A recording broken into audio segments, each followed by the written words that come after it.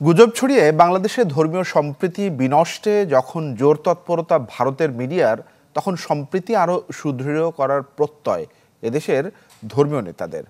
গুজবে কান্না দিয়ে ধর্মপ্রাণ মানুষকে প্রকৃত তথ্যে নজর দেবার আহ্বান তাদের। বলেন, পরিস্থিতি যাই হোক, সার্বভৌমত্বের প্রশ্নে এক থাকতে হবে সবাইকে। সুলতান মাহমুদ আরিফের রিপোর্ট। সিলেট, রংপুর, চট্টগ্রামে এই মুহূর্তে double million offer. Walton fridge কিনে পেতে পারেন 20 লক্ষ টাকা। রয়েছে কোটি কোটি টাকার নিশ্চিত উপহার।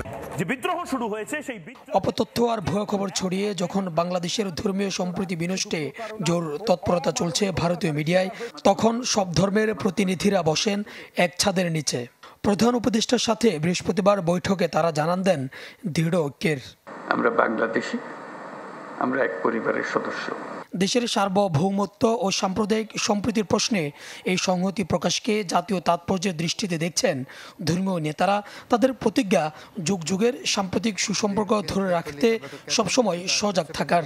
তাদের কথায় উত্তেজিত হয়ে সেই ক্ষোভটাকে আরও যেন আমরা না বাড়াই, সেটাকে সংযত রেখে তারা যেন কোনোভাবে এইটাকে আরও বাড়িয়ে তুলতে না পারে, একটা গণ্ডগোল সৃষ্টি না হয়, সেভাবে আমাদের পরমতম সহিষ্ণুতা দেখাতে হবে। সবাইকে সবাই সমান মনে করব, সমান চোখে দেখব, এটি আমাদের মুসলমানদের মধ্যে যেমন চর্চা হতে হবে। অমুসলিম বা অন্য ধর্মাবলম্বী যারা আছেন তারাও কোনোভাবেই কারোর উস্কানিতে তারা পা না দিয়ে এখানকার আমাদের মধ্যে যে বিশ্বাস আছে সেই বিশ্বাসের সাথে আস্থা রাখতে হবে, সেটাকে ধরে রাখতে হবে। ভারতের মিডিয়ার গুজবে গা না ভাসিয়ে প্রতিটি ধর্মপ্রাণ মানুষকে প্রকৃত সত্যে নজর দেওয়ার আহ্বান এই ধর্মীয় নেতাদের। বলেন, নিজ নিজ জায়গা থেকে বিশ্ববাসীর কাছে সম্প্রীতির বার্তা তুলে ধরতে হবে। এটাকে কেন্দ্র করে কিন্তু একটা ধর্মীয় সংঘাত, ধর্মীয় সহিংসতা, ধর্মীয় দাঙ্গা হওয়ার একটা সম্ভাবনা ছিল।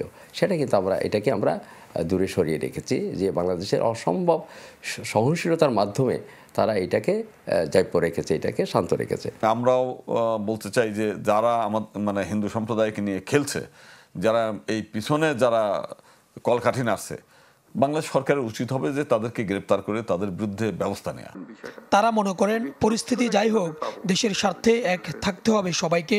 পাশাপাশি সব ধর্মের মানুষের নিরাপত্তায় সরকারকে আরও উদ্যোগী হওয়ার আহ্বান ধর্মীয় নেতাদের। আমরা ঐক্যবদ্ধ আছি।